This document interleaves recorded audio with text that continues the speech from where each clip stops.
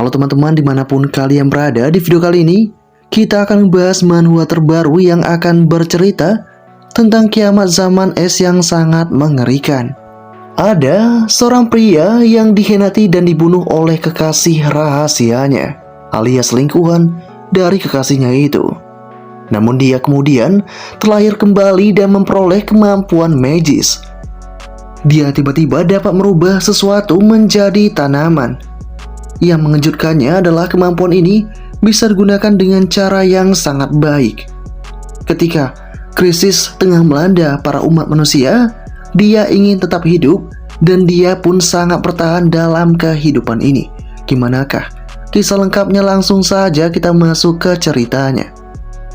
Di awal cerita diperlihatkanlah bumi yang telah memasuki zaman es baru. Suhu global terus menurun tanpa ada tanda-tanda akan berhenti. Ya, para manusia dalam keputusasaan. Pemerintah telah melupakan mereka, dan selama mereka bisa berdiri bersama dengan para yang lainnya, mereka mungkin dapat mengatasi krisis ini.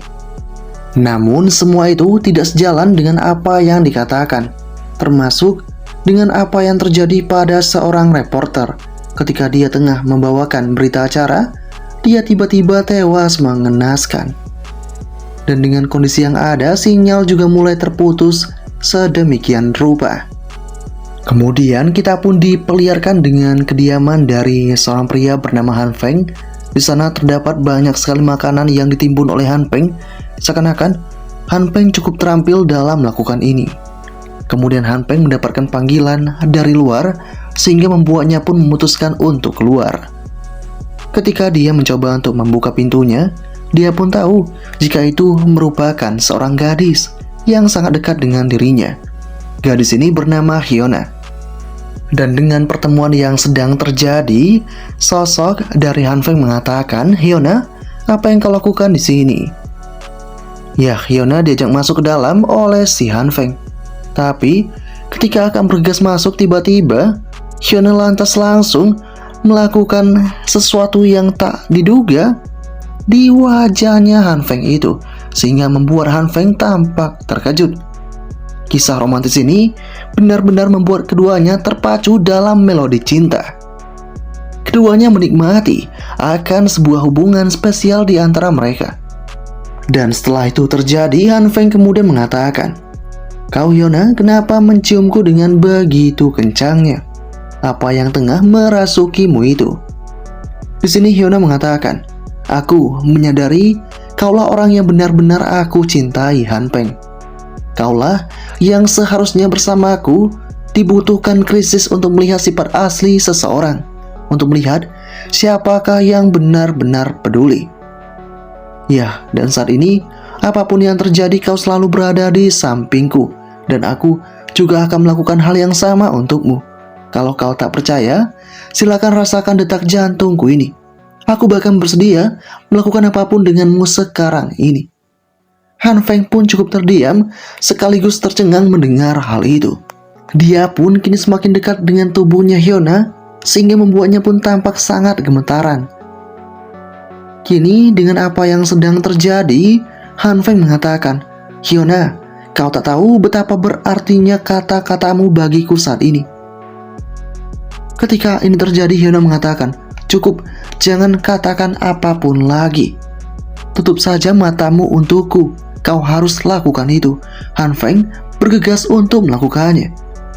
Ketika dia memejamkan matanya, tiba-tiba ada seorang yang kini lantas langsung menuju ke sana dan langsung memberikan sebuah pukulan yang sangat mematikan ke arah Han Feng, hingga membuat Han Feng terluka parah.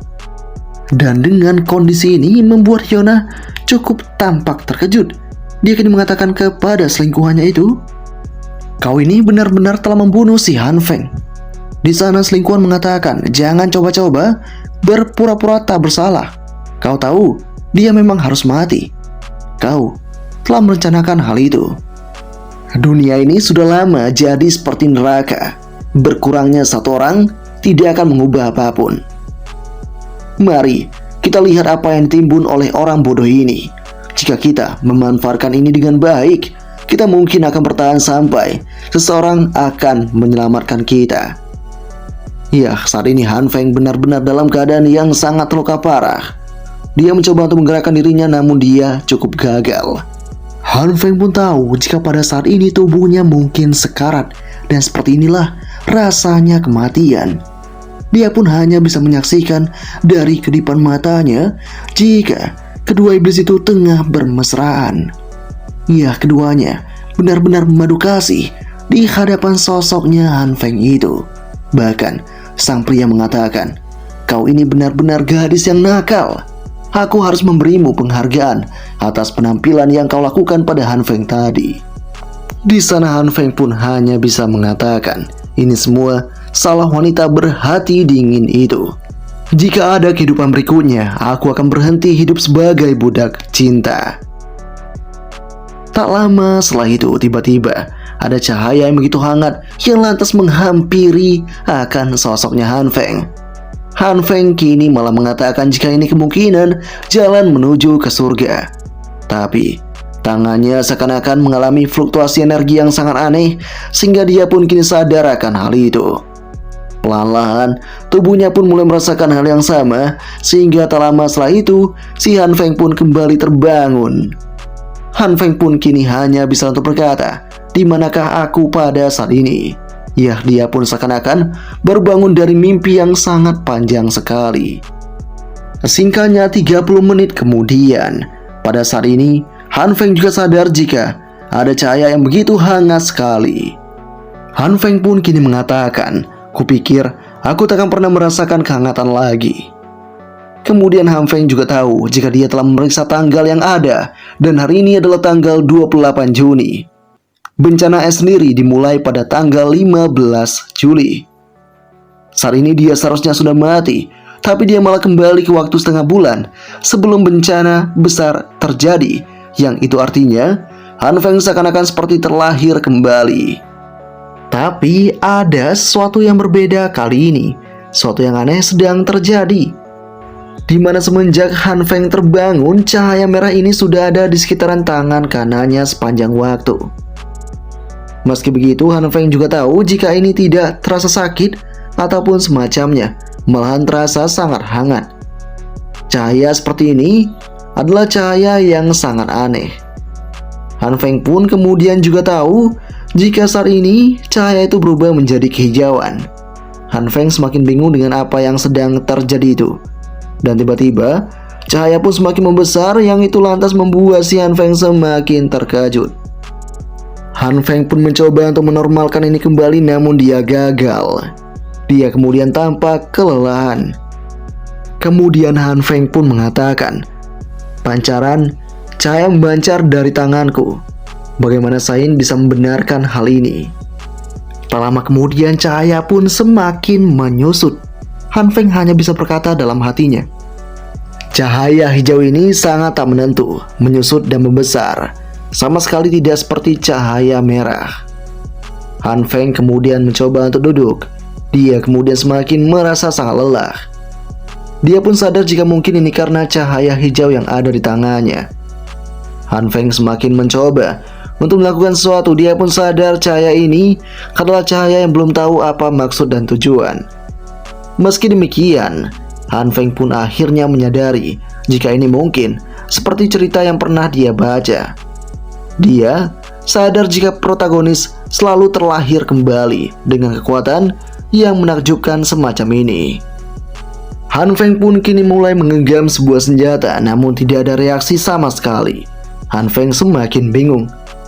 Tiba-tiba perutnya pun lapar dan dia pun bergegas untuk menuju ke arah dapur. Ketika tiba di kulkas, dia pun sadar jika tidak ada isi di dalam kulkas itu. Han Feng pun hanya bisa mengatakan, "Ini sangat buruk. Kalau aku tak segera makan, aku mungkin akan pingsan." Dan ketika dia tengah mencari akan makanan, dia pun melihat ada stoples makanan yang tersisa, yaitu kedelai panggang. Dia bergegas untuk mengonsumsi itu.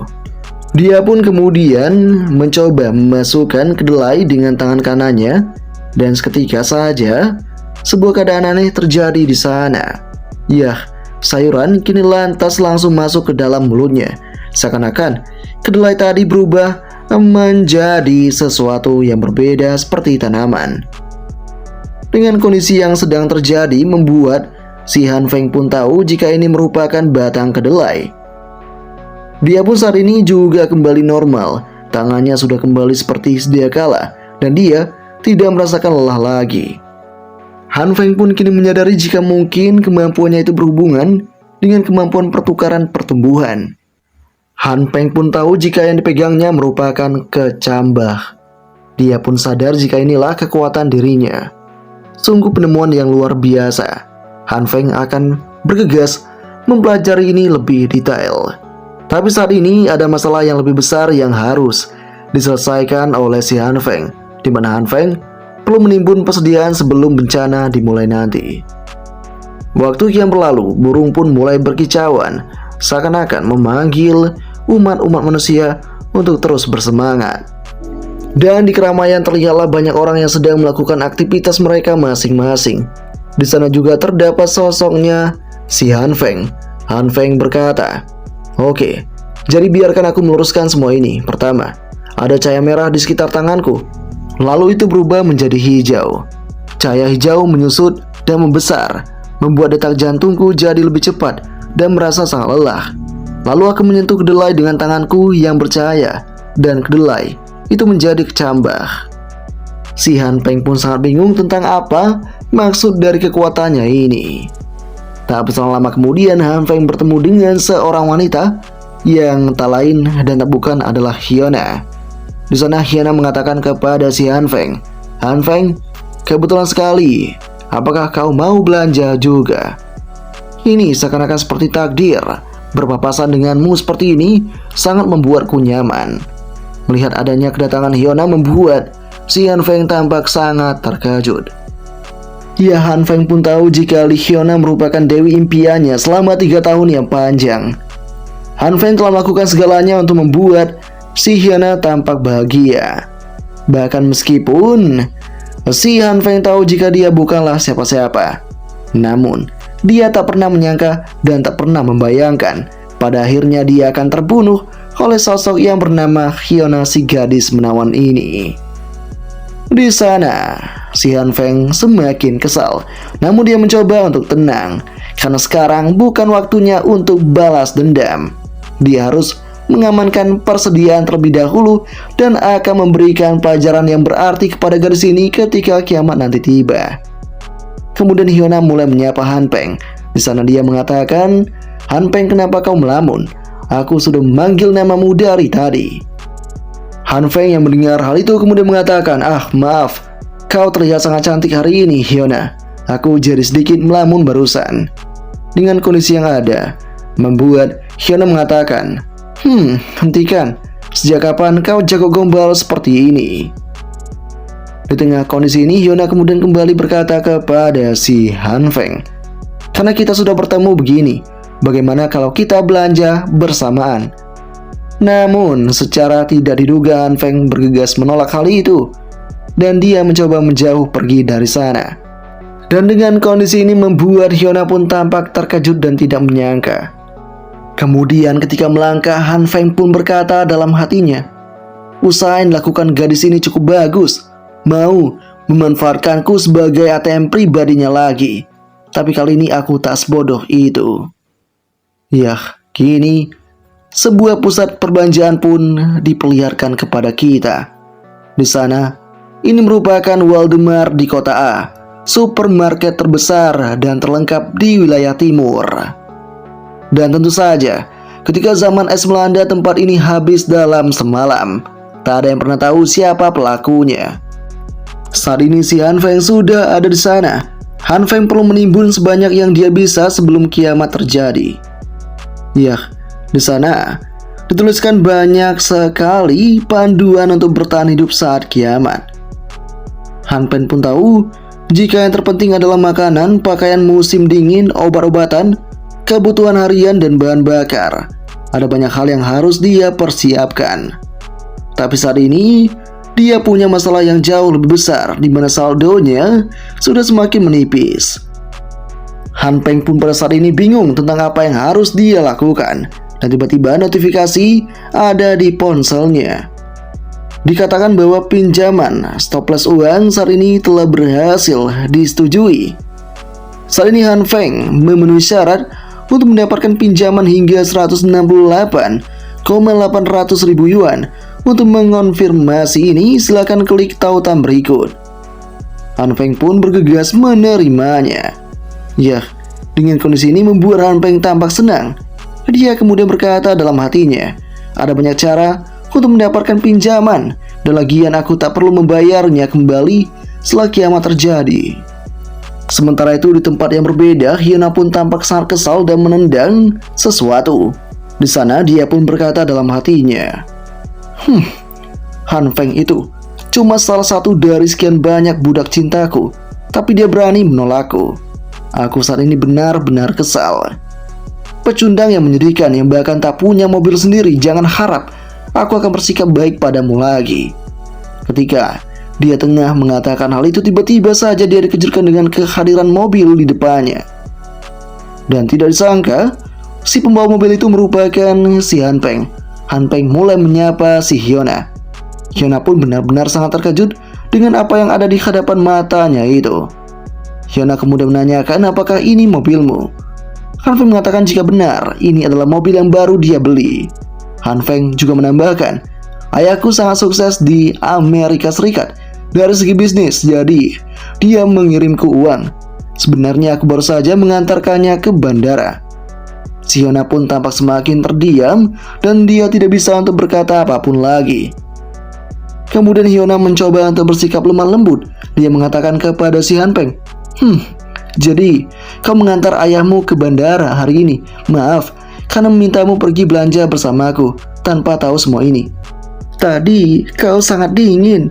Aku pikir kau mungkin mengabaikanku sebagai temanmu. Di sini Han Feng lantas berkata, dasar gadis bodoh. Kenapa juga aku mengabaikanmu? Kau itu terlalu penting bagiku. Bisa dikatakan jika saat ini Han Feng mencoba untuk mempermainkan hati dari si Hyuna. Meski demikian, Hyuna malah tampak tersenyum, seakan-akan dia juga tengah mempermainkan akan sosok Han Feng ini. Hyuna kemudian kembali bersikap lembut. Dia mengatakan, kau tahu Han Feng, kau juga sangat spesial bagiku. Bagaimana kalau nanti malam kita makan dan menonton film? Aku ingin mengenalmu lebih baik. Dan ketika Hyuna mengatakan hal itu, Han Feng sudah tidak ada di hadapan mata Hyuna, sehingga membuat Hyuna tampak sangat kaget sekaligus juga merasa semakin diabaikan.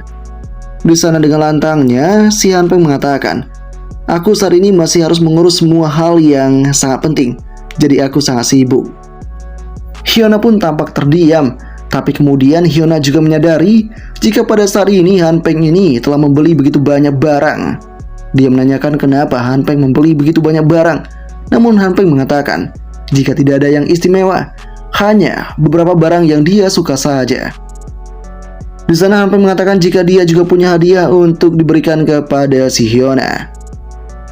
Ya, dengan kondisi yang ada, membuat Hyuna pun mengatakan dengan sebuah kemanisan, baiklah kalau begitu, aku akan menantikan hadiahnya. Aku saat ini akan pulang terlebih dahulu. Han Feng mengatakan, nantikan saja itu.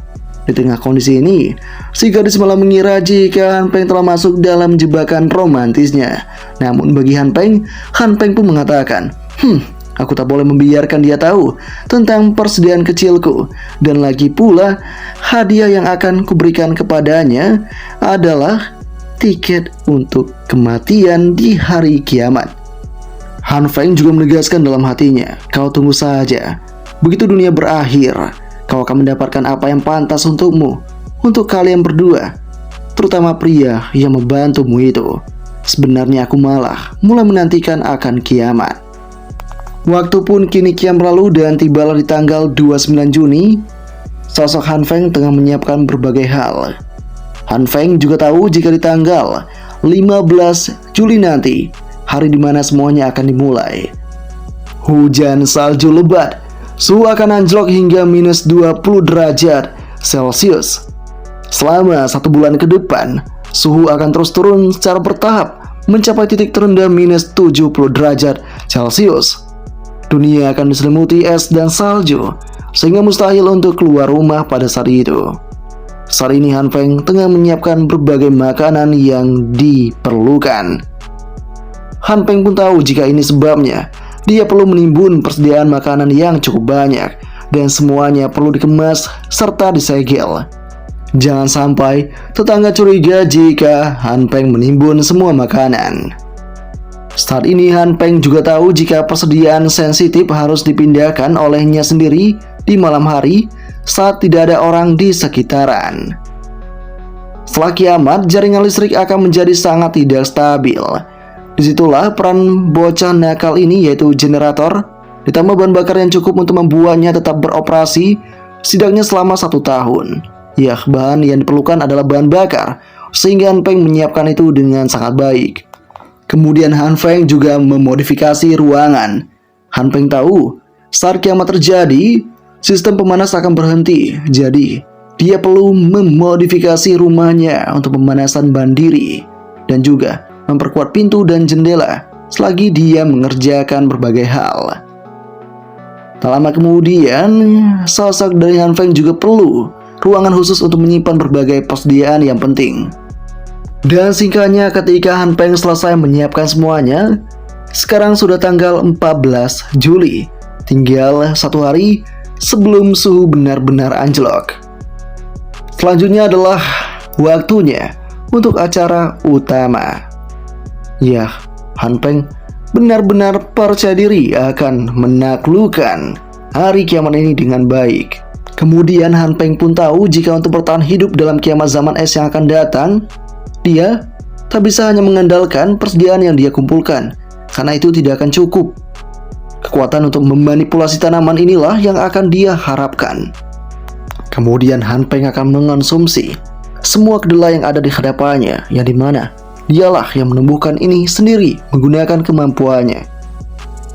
Meski demikian, Han Feng masih bingung bagaimana cara untuk memicu kemampuan yang ada pada tangannya. Kemudian Han Feng juga bergegas untuk mengonsumsi kedelai itu sambil mengatakan dalam hatinya, baiklah, waktunya untuk menguji rasa yang ada. Harus kepastikan tanaman ini bisa untuk dimakan. Dan sesuai dugaan, itu benar-benar lezat dan bisa untuk dimakan. Han Feng pun tahu jika setidaknya ini membuktikan kemampuan ini dapat menghasilkan makanan. Langkah selanjutnya adalah mencari tahu bagaimana cara sebenarnya menggunakan kemampuan ini. Han Feng pun kini mengatakan, sejauh ini aku hanya mencobanya pada kedelai. Aku harus melihat apakah kemampuan ini berfungsi dengan tanaman yang lain juga. Yah, dengan berbagai persediaan makanan yang ada, Han Feng akan mencoba itu semua. Han Feng pun kemudian bergegas melakukan semua hal itu, dan bahkan hingga larut petang.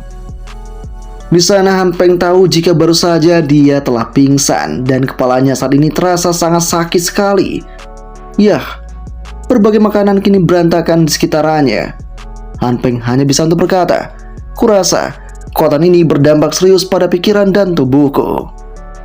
Tapi setidaknya si Han Feng bisa mempelajari sesuatu tentang kemampuan ini. Sebelum Han Feng pingsan tadi, Han Feng mencoba menggunakan kekuatannya pada setumpuk tanaman yang berbeda. Sebagian tidak bereaksi sama sekali. Sebagian tumbuh dari benih menjadi tanaman lengkap seperti kedelai. Dan sebagian lain mengalami peledakan. Dan setelah ledakan terjadi, tanaman itu berubah jadi substansi yang terlihat seperti barang baru namun sangat ringan. Han Feng tidak tahu tentang apa yang ada itu. Namun meski demikian, benda hitam ini bisa digunakan untuk memanaskan. Han Feng pun tidak perlu lagi khawatir untuk tetap kedinginan, karena dia bisa menggunakan ini untuk menghangatkan tubuhnya. Setelah itu, dia juga mencoba berkali-kali lagi, namun banyak sekali kegagalan. Han Feng kemudian mulai fokus untuk mengontrol pernapasannya. Dia berusaha untuk mengubah brokoli yang ada, namun dia gagal. Han Feng pun kini tahu jika tingkat keberhasilan kemampuan ini terlalu acak. Dia kemudian berkata dalam hatinya, aku sama sekali tak bisa menemukan pola apapun. Pasti ada semacam prinsip di balik cara kerja kemampuan ini. Namun meski demikian, setidaknya si Han Peng punya pemahaman tentang kondisi pengaktifan. Han Peng pun tahu jika kuncinya ini terletak pada kesadarannya. Han Peng kini membayangkan jika dirinya sendiri tengah berada di alam.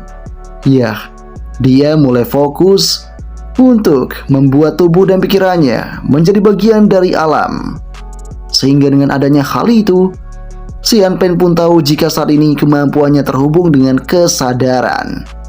Ya, dengan apa yang ada ini, membuat Han Peng tanpa pikir panjang bergegas menggunakannya pada daging. Namun tidak ada reaksi apapun pada daging itu.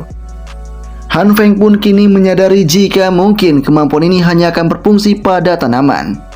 Kemudian Han Peng semakin mencoba fokus menggunakan keterampilan hijaunya itu, namun tetap tidak ada reaksi apapun. Kemudian Han Peng pun teringat saat dia meditasi, dia bisa merasakan dua warna berbeda. Saat ini Han Peng belum mencoba menggunakan cahaya merah. Han Peng akan menggunakan cahaya merah untuk menunjukkan apa kemampuan dari cahaya merah itu. Daging mulai dipegang dan cahaya merah mulai ada di tangan kanannya si Han Peng. Han Peng pun mulai semakin fokus. Namun tiba-tiba si daging pun kini seakan-akan matang begitu saja, mengalami sebuah fluktuasi yang tak terduga. Dengan kondisi ini membuat si Han Peng tampak langsung membuangnya karena ini tampak menjijikan. Daging ini seakan-akan mengalami tekstur yang sangat keras, dan ini membuat Han Peng tampak sangat bingung. Daging ini sepertinya bereaksi terhadap cahaya merah yang ada pada tubuhnya Han Peng. Han Peng kini malah mengira bahwa mungkin cahaya merah hanya untuk digunakan untuk memanaskan suatu. Meski begitu, Han Peng pun tahu jika kemampuan cahaya merah lebih daripada itu. Ini adalah seperti proses disintegrasi. Ya, pada akhirnya sosok dari Han Peng memahami akan semua ini. Han Peng pun mengatakan dalam hatinya jika cahaya hijau mewakili evolusi materi dan cahaya merah adalah kebalikannya, disintegrasi. Bagaimana jika Han Peng menggabungkan hal ini? Han Peng bergegas melakukan hal itu dan tiba-tiba sebuah keadaan aneh terjadi di sana. Dagingnya pun membesar seketika. Han Peng sangat terkejut dan tidak menyangka. Kini Han Peng bertanya-tanya di manakah perginya kedelai yang ada di tangannya. Han Peng pun tahu jika mungkin telah menyatu dengan daging ini. Di sini Han Peng lantas berkata, ini sangat menakjubkan. Tampilannya, rasanya dan baunya persis seperti daging asli, dan bahkan kelihatannya jauh lebih segar. Saat ini, si Han Peng akan kembali mencobanya. Namun sayang, dia gagal melakukan hal ini. Kini Han Peng hanya mengatakan, lupakan. Aku akan meluangkan waktu untuk memikirkan ini nanti. Bagaimanapun juga, hari ini tetaplah produktif. Jika aku bisa menguasai kekuatan ini, aku akan menjadi orang yang berdiri di puncak di dunia kiamat nanti. Namun ketika sosok dari Han Peng membayangkan hal itu, Han Peng pun sadar jika makanan saja tidak akan cukup. Dia perlu senjata pertahanan untuk melindungi dirinya. Kini dia pun mengatakan, aku harus buru-buru mencari senjata untuk diriku sebelum suhu ini semakin menurun. Ya, saat ini suhu semakin menurun, dan saat ini salju sudah mulai turun. Kiamat benar-benar akan segera terjadi. Sosok dari Han Peng mulai melangkah keluar. Dia pun sadar jika suhu akan turun sampai di bawah 45 derajat dalam minggu ini. Han Peng perlu pistol secepat mungkin. Tapi, membeli pistol itu merupakan tindakan yang ilegal dan dia tak punya koneksi akan apapun. Dan tengah keadaan genting semacam ini, tiba-tiba Han Peng mendengar percakapan yang sedang terjadi. Salah seorang pria mengatakan, "Hei, aku sedang dalam konstruksi, jutaan orang mengerjakan setiap proyek. Kau tahu, Lawang dari Sigang Lida Group, dia bisa dibilang kakakku." Ya, pria itu tengah bernegosiasi dengan pria lainnya. Dan pria aneh dengan gaya passion yang berlebihan itu mengatakan, mau rokok. Rokok ini juga diberikan oleh kakakku. Kau bisa menggunakan ini. Ya, pria asing ini dikenal dengan nama yang sangat aneh, yaitu Joy si tunawisma. Dia pun sangat-sangat muji akan kakaknya. Dan dia bisa dikatakan sebagai orang yang mudah berbaur sehingga koneksinya sangat banyak sekali. Ya, sosok dari Han Peng akan menggunakan jasa dari si Joy Tunawisma ini. Kemudian kita pun diperlihatkan dengan nama lengkap dari Joy Tunawisma ini, yang dimana nama aslinya adalah Lizzie. Orang-orang biasanya memanggil dengan nama Brother Lee. Dia tinggal di lingkungan yang sama dengan si Han Feng. Lee ini terkenal bertanggung jawab atas proyek kontrak, dan sepertinya dia mengenal semua orang yang ada di sekitaran. Ya, sosok dari Lee juga tampak sangat baik terhadap para rekan-rekan yang dia temui. Di sana, ketika percakapan sedang terjadi, Lee mengatakan kepada kliennya, "Ayolah, aku sedang membantu Big Brother mengerjakan sebuah proyek, dan dia bilang akan membawaku ke sauna untuk menunjukkan rasa terima kasihnya." Ya, Lee ini sebenarnya tak punya pekerjaan yang layak, tapi dia selalu bersikap sok sibuk. Kemudian Lee semakin melangkah. Lee mendapatkan banyak sekali panggilan telepon. Dia bahkan tak ragu mengatakan semua omong kosongnya di hadapan banyak orang. Bahkan nilai 10 juta bukanlah apa-apa baginya di percakapan itu. Dengan kondisi yang ada, membuat Han Feng pun tahu jika mungkin Lee punya koneksi untuk mendapatkan apa yang Han Feng butuhkan. Kemudian Han Feng pun menyapa. Brother Lee lama tidak bertemu. Dengan kehadiran si Han Feng membuat sosok dari Lee awalnya tak mengenali. Lee mengatakan, "Apakah kita saling kenal?" Di sana Han Feng lantas mengatakan, "Ini aku adalah Han Feng. Kita bertemu beberapa waktu yang lalu. Apakah kau tidak mengingatku?" Akhirnya Lee mengingat akan sosok Han Feng. Lee pun kemudian mengatakan kepada Han Feng, Akhir-akhir ini aku disibukkan dengan pekerjaan. Jangan salahkan aku atas ingatan burukku. Apakah ada yang bisa aku bantu untukmu?" Di sana Han Feng lantas langsung mendekat ke arah Lee sambil berbisik. Si Han Feng mengatakan jika dia butuh akan senjata, dan dengan kondisi ini membuat sosok dari Lee tampak sangat terkejut. Lee pun mengatakan, "Untuk apa kau butuh senjata itu?" Di sini Han Feng tampak merasa bersalah. Namun, meski demikian, sosok dari Han Feng tetap mencoba untuk meminta itu. Lee pun kemudian mengatakan, "Dengar sobat, aku akan menjelaskan. Kami tak melakukan sesuatu yang ilegal. Kau dengar, senjata adalah bisnis yang serius. Aku punya koneksi, tentu saja, tapi aku tak akan membuatmu terlibat dalam sesuatu yang berbahaya." Di sini Han Feng mencoba untuk mengatakan, "Saudara Lee, tidak, kau salah paham. Ini sebenarnya dendam pribadi. Aku menginginkan ini untuk pertahanan diri. Suatu hari saat mengendarai sepeda ke tempat kerja, aku bertemu dengan lelaki tua yang meludah kemana-mana. Lalu ludahnya kena tepat di wajahku. Jadi aku mendatanginya, dan apa yang dilakukan, dia malah meludah padaku lagi. Aku yang kesal saat itu langsung menghajarnya. Namun, setelah dia pergi, dia bilang akan membalasku. Esok harinya, orang itu malah menungguku dengan orang-orangnya. Mereka memukulku dan mengatakan padaku bahwa mereka akan melakukannya lagi jika mereka melihatku. Aku belum pernah dipermalukan seperti itu. Itu sebabnya aku ingin senjata untuk pertahanan diri. Begitulah kurang lebih ceritanya. Dengan mendengar apa yang sedang terjadi, membuat sosok dari Lee percaya akan cerita karangan dari si Han Feng itu. Dia mengatakan, "Astaga, meludah pada seorang itu sangat menjijikan sekali. Perilaku yang sangat tidak sopan." Han Feng pun pada saat ini akan menunggu keputusan apa yang akan diambil oleh Lee. Hingga Lee menyapa, "Tak perlu bicara lagi sobat, aku akan membantumu. Aku akan menghubungi Big Brotherku sekarang juga, dan kita akan lakukan ini semua." Han Feng pun mengucapkan rasa terima kasihnya. Lee mengajak si Han Feng naik ke bus, dan saat ini Lee malah beralasan jika mobilnya sendiri sedang diservis dan dia tak bisa mengantarkan Han Feng secara langsung. Namun tak disangka Han Feng kemudian mengeluarkan mobilnya dan dia mengajak Lee untuk pergi bersama. Dengan kondisi yang ada, Lee tampak terkejut. Mereka berdua masuk ke dalam mobil dan di sana Lee mengatakan, "Sial nak, kau punya kehidupan yang baik. Berapakah harga mobil ini?" Han Feng yang mendengar itu kemudian mengatakan jika harganya sekitar 700.000. Lee pun sadar jika itu lumayan dan cukup bagus. Kemudian Lee mulai berpose. Dia menyuruh si Han Feng untuk belok kiri di persimpangan berikutnya. Tak lupa, Lee juga mengabadikan momen itu di sosial media, seakan-akan dia yang punya akan mobil ini. Tak lama kemudian tibalah mereka di sebuah tempat. Di sana terlihat banyak sekali preman yang sedang berjaga di luaran. Para preman sadar jika cuaca kali ini benar-benar kacau. Cuaca langsung berubah dari musim panas ke musim dingin dalam semalam.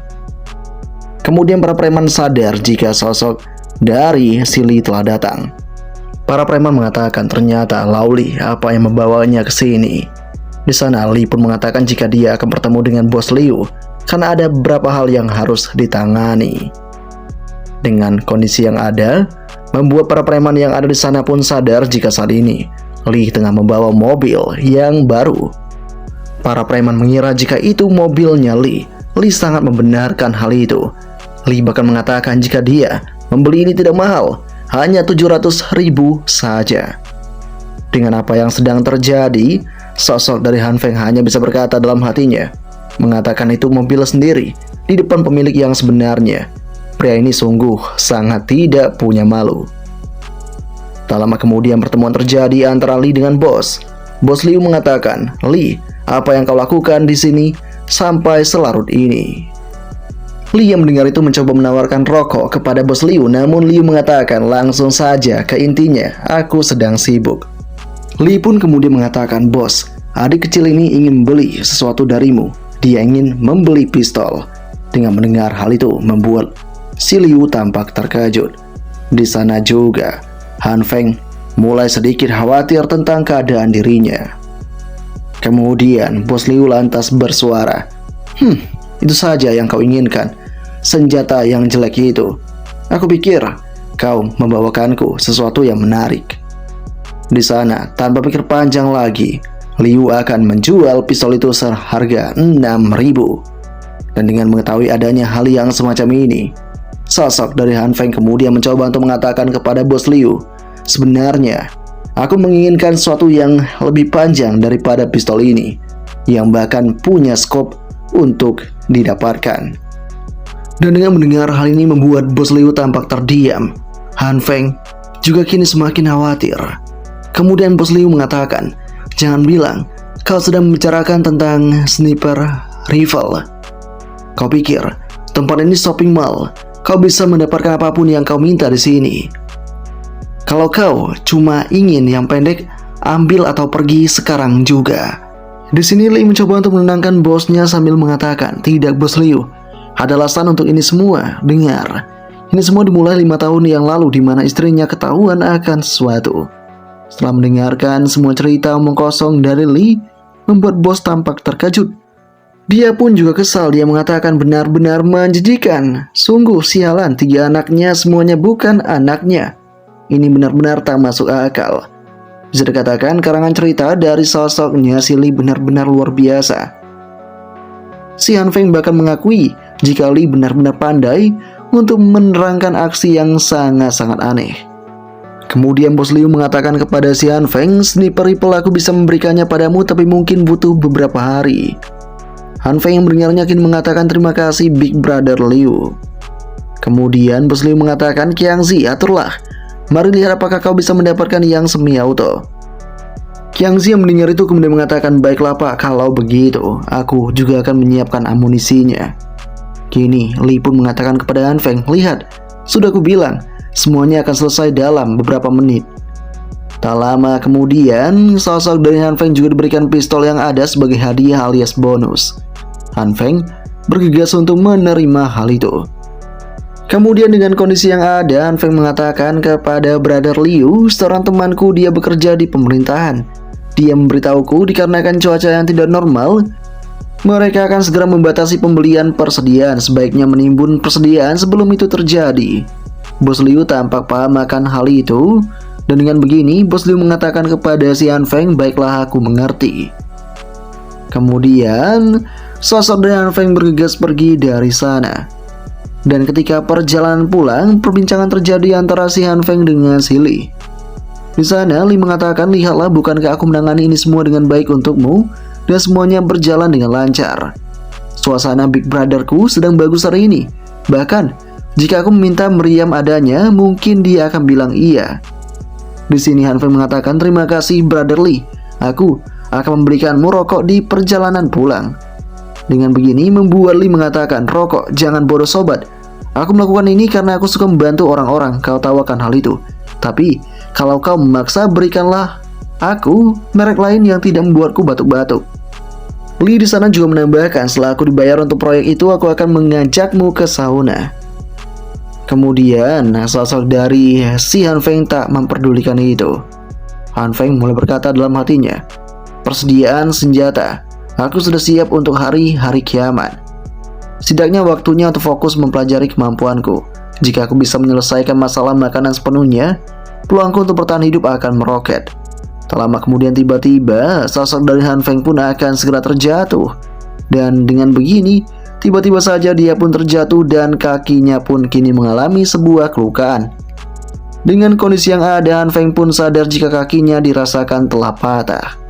Kini Han Feng menyuruh Lee untuk segera membawakannya ke rumah sakit terdekat.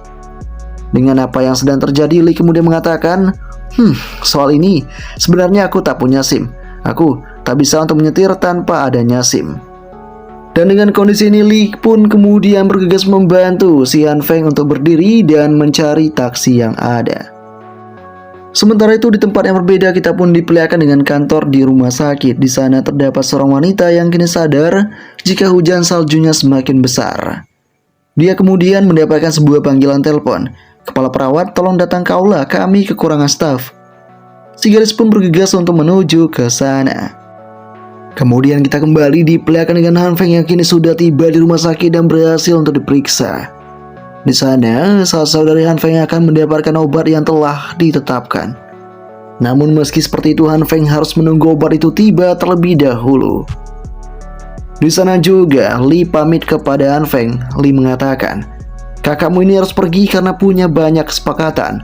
Tolong hubungi aku jika kau butuh sesuatu. Han Feng pun mengatakan, baiklah, berhati-hatilah kakakku. Kemudian Han Feng pun cukup sadar jika dia akan menunggu lama, sebab banyak sekali pasien yang mulai berdatangan. Hal ini bisa terjadi karena sebuah keadaan suhu yang turun drastis sehingga menyebabkan banyak sekali kecelakaan. Di sana Han Feng hanya bisa bertanya-tanya berapa lama lagi kah dia akan mendapatkan obat-obatannya. Kemudian Han Feng melihat ke arah salah satu wanita yang merupakan seorang kepala perawat. Di sana perawat itu mencoba untuk menyembuhkan pasien yang ada.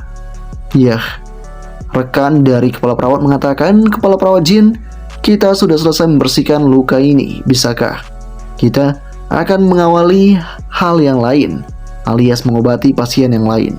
Kemudian Jin bergegas melakukan hal itu, dan dengan aksi yang ditunjukkan oleh Jin membuat si Han Feng mengatakan, dia itu luar biasa, kepala perawat di usia yang begitu muda sekali, sangat terampil dan sangat baik kepada setiap pasien yang ada.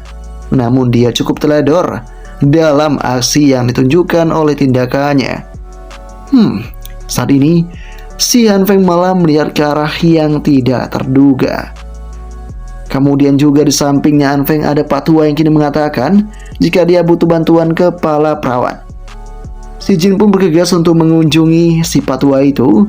Kemudian si Jin mengatakan, maaf, staf kami sedikit kekurangan saat ini. Bisakah saya kembali lagi untuk membantumu? Namun sayangnya Pak Tua pun tidak bisa. Dia pun mengatakan jika saat ini punggungnya tiba-tiba mulai sakit. Dari arah yang berbeda, ternyata Pak Tua pun malah merekam bagian dalam dari si kepala perawat itu. Pak Tua mencoba untuk bersandiwara. Dia pun mengatakan, maukah kau melihat penyebab yang ditimbulkan oleh sakit yang ada di punggungku?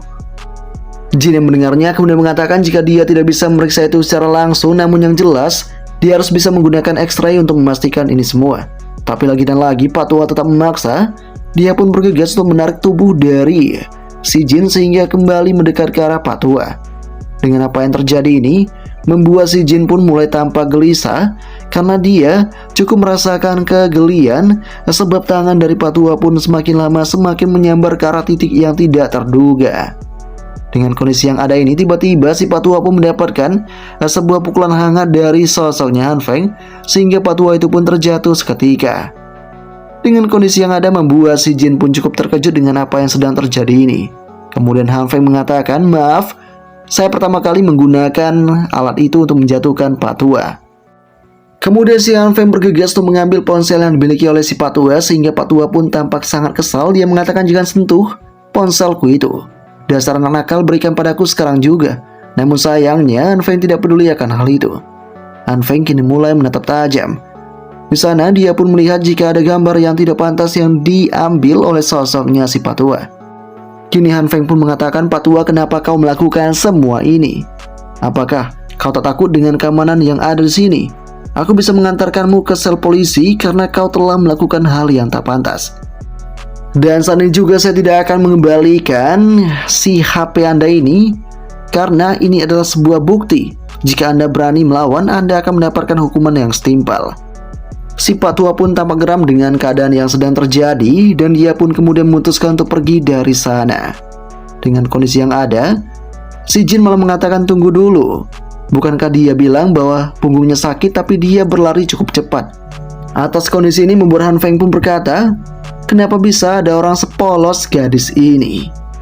Kemudian Han Feng mengatakan jika sebenarnya si Pak Tua cabul itu telah mengambil foto yang tak pantas. Dan dengan mengetahui hal ini, Jin pun tampak sangat terkejut karena dia tidak sadar akan hal itu. Kemudian Han Feng menyerahkan ini kepada si Jin. Dia mengatakan, "Andalah yang akan memutuskan apakah Anda ingin menghapus ini atau menyebarkan ini ke polisi agar dijadikan sebagai bukti untuk menangkap Pak Tua tadi. Dan sebaiknya di masa yang akan datang Anda harus berhati-hati dengan orang-orang yang semacam itu yang mencoba memanfaatkan tubuh Anda itu." Di sini, si Jin mengatakan terima kasih sebelumnya.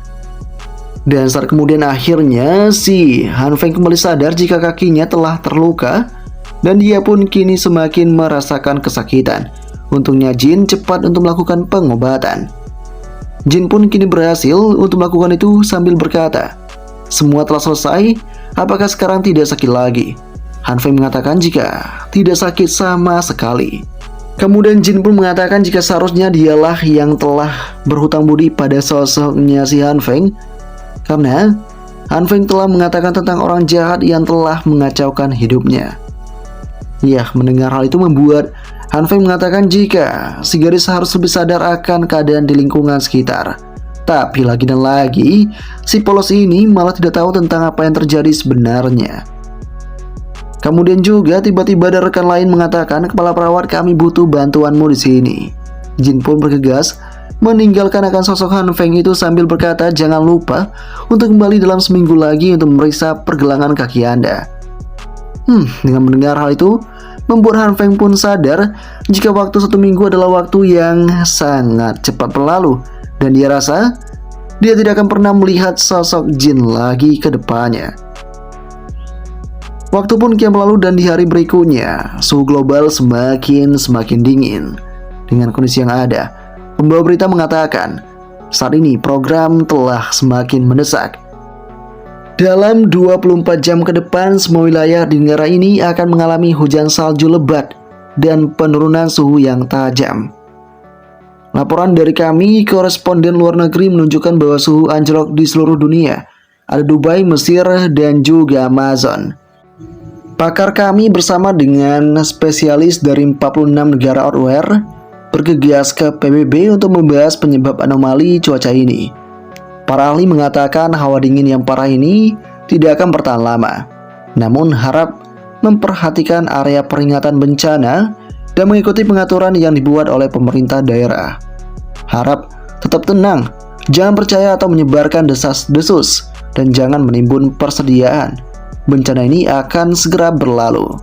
Dengan mendengar semua ini membuat Han Feng berkata, inilah ciri khas pemerintah yang selalu berbohong. Mereka mencoba menyembunyikan fakta yang sebenarnya terjadi agar masyarakat tidak panik. Jika aku tidak terlahir kembali seperti ini, saya mungkin akan percaya dengan perkataan para pemerintah itu. Tapi kali ini saya sudah benar-benar siap untuk menaklukkan kiamat ini. Persediaan sudah lengkap ditebar, rumah telah diperkuat, dan sistem pemanasan telah dilakukan. Semua telah disiapkan, jadi aku tak perlu khawatir untuk bertahan hidup saat ini. Tak lama kemudian, sosok dari Han Feng juga melihat grup yang ada Di sana pun mereka semua tengah membahas akan sebuah berita tentang turunnya salju di Mesir. Mereka pun tidak pernah mengira jika wilayah panas Mesir akan mendapatkan turunnya salju. Dan tak lama setelah itu, ketika orang tengah membahas akan semua ini, tiba-tiba ada seorang pria misterius yang kini mengatakan dalam chat itu, "Perhatian orang-orang dari dunia ini, dengarkanlah. Badai salju ini tidak disebabkan oleh pola cuaca normal, tapi oleh sesuatu di dalam bumi itu sendiri. Ingat kata-kataku, ini bukan badai salju biasa. Kiamat zaman es akan dimulai." Dan dengan mengetahui adanya hal ini membuat si Han Feng tampak sangat terkejut. Dia pun sadar jika pria ini tampaknya sangat misterius, dan kenapa dia bisa tahu akan semua ini. Apakah dia juga punya kemampuan seperti halnya si Han Feng? Kita masih belum mengetahuinya. Tapi yang jelas part pertama berakhir sampai di sini.